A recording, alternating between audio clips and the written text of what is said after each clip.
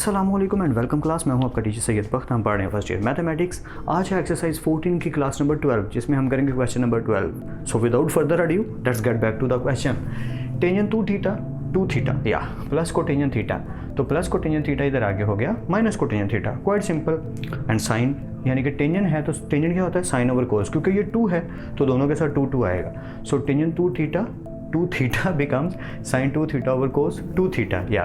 सो minus cotangent यानी minus अपनी जगह और कोटेंजेंट हो गया कोस ओवर साइन थीटा या। Let's continue. So sine 2 theta किसके इक्वल होता है, 2 साइन थीटा कोस थीटा ना, तो उसकी जगह रिप्लेसमेंट वही की हमने कि साइन 2 थीटा की जगह साइन डबल एंगल का formula 2 sine theta cos theta लगा दिया, और कोस 2 थीटा अभी रिसेंटली क्वेश्चंस में भी पढ़ा है, कोस square theta minus sign square theta. I hope यहाँ तक तो क्लियर है। ये एज इट इज़। अब क्या होगा, एलसीएम, यानी ये जो वैल्यू है इस वैल्यू के साथ आके मल्टीप्लाई होगी, यानी साइन थीटा मल्टीप्लाई किससे हो जाएगा जाके 2 साइन थीटा कोस थीटा के साथ, और कोस square theta minus sign square theta किससे आके मल्टीप्लाई हो जाएंगे, कोस थीटा के साथ, माइनस के साथ। या देखें minus cos theta is still there, और ये जो पूरी चीज़ है ये इसके साथ आके होगी क्या होगी, मल्टीप्लाई।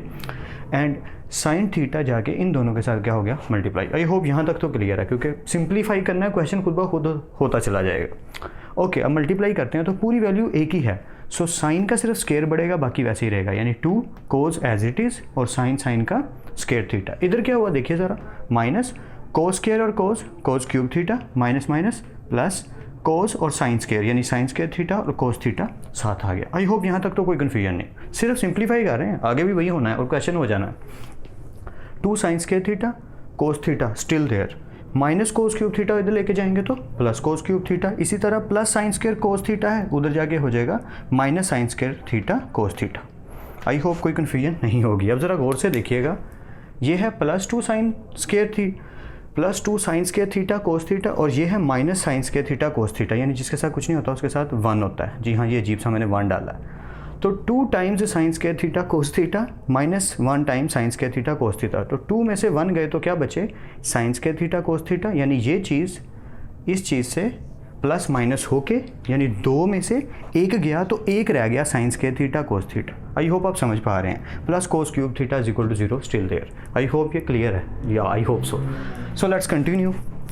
अब ये जो चीज़ बची यही वैसे ही लिख दी, sine square theta cos theta plus cos cube theta, कोई चीज़ चेंज नहीं की। अब आगे क्या होगा ज़रा देखिए।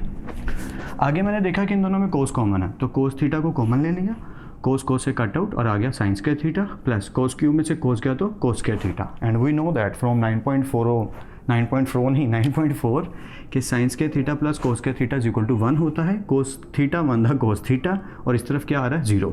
अब हम जानते हैं कि 0 किसके इक्वल होता है, कोस में, तो हम जानते हैं कि कोस π/2 के इक्वल होता है 0, या क्योंकि उसके बाद वैल्यूज़ माइनस में जानी शुरू हो जाती हैं। मैं बार बार कह रहा हूँ ट्रिग्नोमेट्रिक टेबल को 0 से 90 तक नहीं, 0 से 360 तक देखो यार। ओके, कंटिन्यू करते हैं। बात सिर्फ इतनी है कि cos theta is equal to 0 है, और कोस 0 जो है वो किसके इक्वल होता है, π/2 के, तो थीटा रेफरेंस एंगल आ गया π/2। जब आप इसको 90 से आगे देखोगे ना, यानी कि पाई तक देखोगे, 180 तक देखोगे या 2 पाई तक देखोगे, तो गौर करना कि उसने क्या किया हुआ है कि थीटा को 0 कंसिडर किया 2 टाइम्स, π/2 पे भी और 3π/2 पे भी। जी हाँ, ये बात मैं पिछले क्वेश्चंस में भी निगलेक्ट करता आया हूँ, बट अब बतानी इसलिए ज़रूरी लग रही है क्योंकि आगे जो क्वेश्चन आ रहे हैं उनमें भी ये बात बार बार आती रहेगी। तो इसलिए मैं बता देता हूँ कि अब हमने 0 से 90 तक नहीं सिर्फ टेबल को देखना, 180 तक, 2 पाई तक, 360 तक देखने की कोशिश करनी है ट्रिग्नोमेट्रिक टेबल को। जो वैल्यू आए, जितनी हम याद कर सकते हैं इजीली उतनी कर लेनी है। ओके, सो उसके according general values of theta क्या बनती हैं, π/2 प्लस 2nπ कोमा, और दूसरी वैल्यू है 3π/2 प्लस 2nπ। आई होप मेरी बात को आप समझ गए होंगे। ज़्यादा समझ आएंगे जब आप टेबल देखेंगे। गूगल पे ट्रिग्नोमेट्रिक टेबल को सर्च करो और 0 से लेके 180 तक पूरे वाले को देखो। अगर 360 तक मिल जाता तो वेल एंड गुड, उसको भी देखो, वैल्यूज़ रिपीट होनी शुरू हो जाएंगी। बट 0 से 90 तक नहीं सिर्फ देखना, 90 से 180 तक भी देखना है, क्योंकि वैल्यूज़ वहाँ पर चेंज होनी शुरू हो जाती हैं।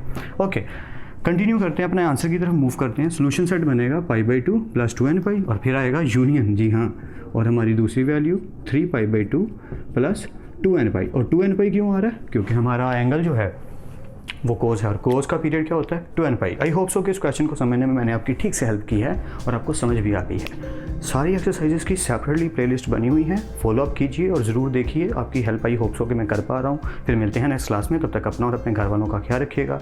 खुदा आप सबको खुश रखे और कामयाब करे। खूब मेहनत करते रहिए लेकिन स्मार्ट वर्क के साथ। अल्लाह हाफिज़ क्लास।